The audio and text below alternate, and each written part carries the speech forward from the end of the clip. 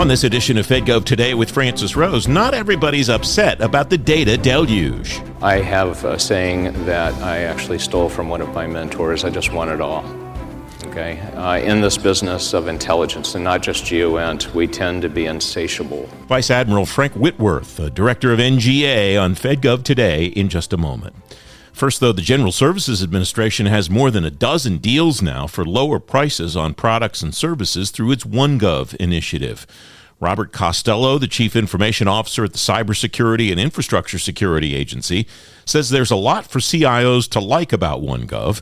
He'll tell you what on the next FedGov Today TV. You can watch the debut on ABC7 in Washington and on the FedGov Today YouTube channel at 10:30 Sunday morning. If you miss the debut, you can watch anytime at fedgovtoday.com and on YouTube.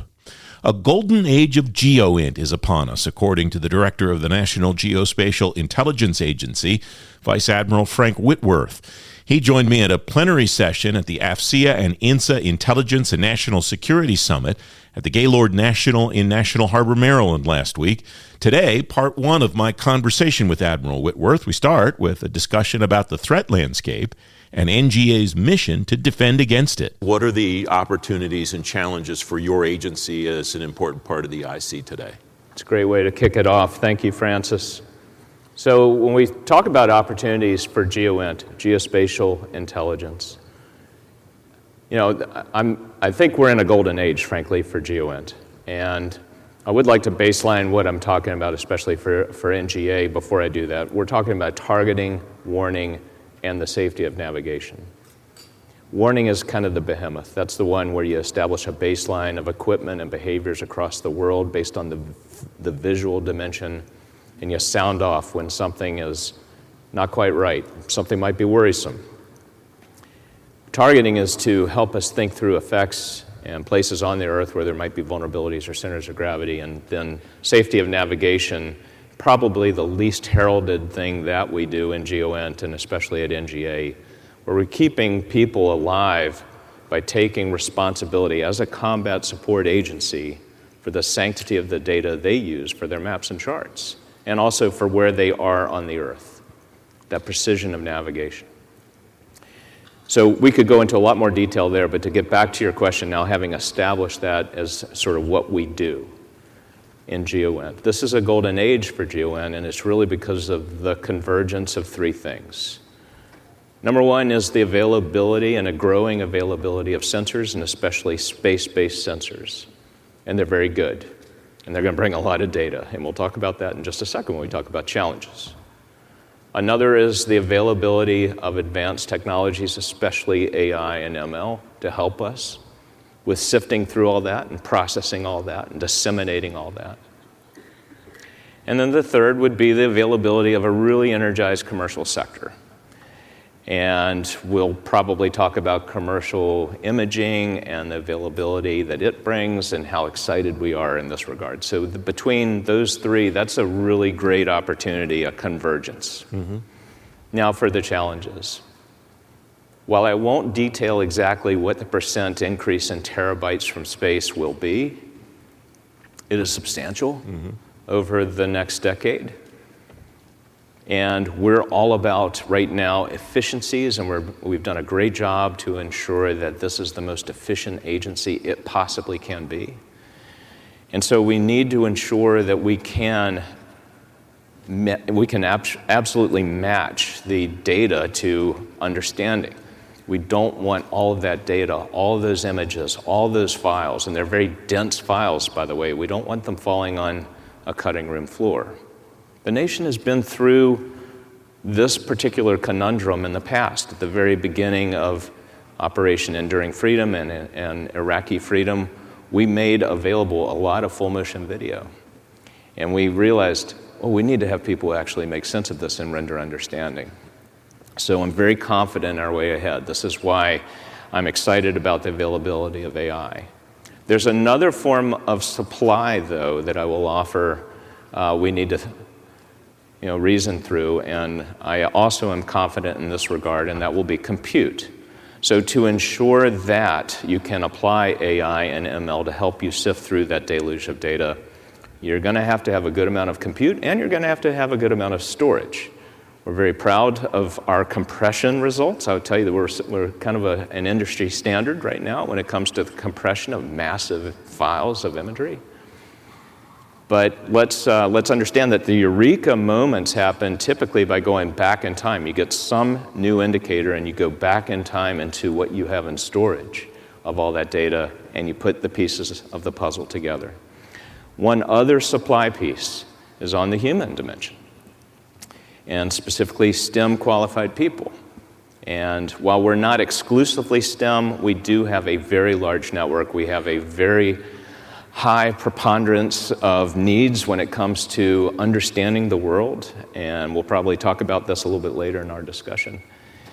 And we need to make sure that we keep this population of great people and professionals, very patriotic people, equipped with their STEM readiness as well. And that kind of gets into where are we actually getting new talent from all these great schools we have throughout the United States. We will talk about all of those things if time permits, and I'm sure if I don't get to them, they will have questions about all of those issues as well. All right, 3 points for the golden age. The compute piece of the advanced technology one struck me because I think the mind goes immediately to quantum, and yet someone here told me today, we've been 5 years away from quantum for 25 years. And so how does that continual grasping and so on, and the Moore's law continuing at the pace that it's continued for the last however many years instead of some exponential growth like quantum, how does that inform the way that your colleagues think about parsing all of that data, especially to the point that you made about connecting pieces that are not necessarily from today, that are archived somewhere? I think the root of your question goes to the relationship we have with the commercial sector, because we're not necessarily going to figure this out alone. We have right now, and I'm not going to talk about compute yet, I'm going to talk about storage. Right now, we're over half of the IC's cloud. And we rely on a really good partner in this regard to ensure that it's archivable, indexable, and findable at that time that you need it. Now, compute gets into, that particular prime is, and this is not a classified fact, it's AWS. They're going to be very interested, obviously, in what we provide in the way of compute, but so too will others. And from a resiliency perspective, we're going to listen to everybody. We've got the likes of the CDAO within the Pentagon. We've got people who are dedicated to this within the DNI, ODNI, and then we've got the commercial sector. And so we're going to be able to draw a lot of different expertise, not to mention our own. We are unique in the size of these files, and just to make sure everybody is kind of baselined on this. When we're looking for something that is typically hidden from us, and we're talking about a piece of equipment, or we're talking about, a behavior that is probably something that a country or an actor wants to keep away from the United States, we're looking at something that is 100,000ths of a percent of the field of view of the sensor.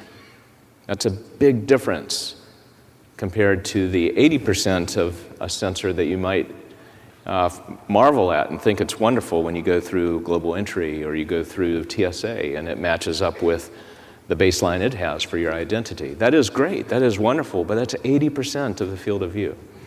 That gives you an idea of the size of these files and frankly the micro nature of what it is we're looking for and we need to find even after the fact.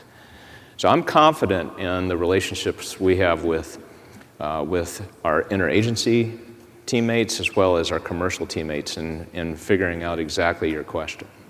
What are the most important things that you would like your commercial teammates to help you with now, to do for you now, and what do you think that you can do and your colleagues at NGA can do to facilitate that relationship, strengthen it, and make it work better for both sides? Yeah, so let's start with imaging. I have a saying that I actually stole from one of my mentors, I just want it all. Okay, in this business of intelligence, and not just GEOINT, we tend to be insatiable. We feel we feel as though we're not completely done with our day or with our month or a year if we haven't tapped into more and more information. And in a way, that may seem like a fool's errand because you're creating a problem for yourself, but no, in this business, we want it all. And so we're very excited at NGA and in the GEOINT enterprise to ensure that there is a max availability of commercial imaging for everyone. Now, that involves knowing, as a combat support agency, that involves knowing what your denominator is. There are effectively 4 parts to the denominator, and this is where we do bring expertise to the discussion in answer to your question. We understand national technical means. I think everyone understands what the NRO provides in national technical means that is best of breed. It is absolutely exquisite, and the nation always needs that. We understand the commercial dimension, and we understand what they're able to provide. We understand also what a new proliferated architecture, which is effectively a team investment between Title 10 and Title 50, championed by the U.S. Space Force. That is very exciting because that will be growing by leaps and bounds over the next decade. And then there's a part that we rarely talk about, which are some of the offerings from some of our international partners. You have to have a view of all of that to ensure that if it's a left-hand, right-hand situation, in the left hand, if I know all of that which is available at that point in time that a requirement is made known to us, then we know at that point, I don't have that. I've looked at the entire denominator for this particular requirement. I need to go ahead and buy that. If you don't have a view of the entire denominator, then you're not necessarily going to be the best steward of taxpayers' money if you're actually buying twice. And this is another guiding principle for us, and I do think it's something that we will work very much with the interagency, with the people that I report to, as well as the commercial sector, to ensure that stewardship is preserved through all of that. Vice Admiral Frank Whitworth, the director of the National Geospatial-Intelligence Agency, in a plenary session with me at AFCEA and INSA's Intelligence and National Security Summit. You can read more about NGA on today's show page at fedgovtoday.com. Part 2 of my conversation with Admiral Whitworth will be on the next Fed Gov Today podcast. You'll hear that next Tuesday. Admiral Whitworth will tell you how his agency's upskilling to meet the challenges he talked about on today's podcast. To make sure you don't miss it, follow the show on Apple Podcasts, Spotify, or wherever you get your shows, and you can listen on demand at fedgovtoday.com. I'm Francis Rose. I'll talk to you then. Thanks for listening.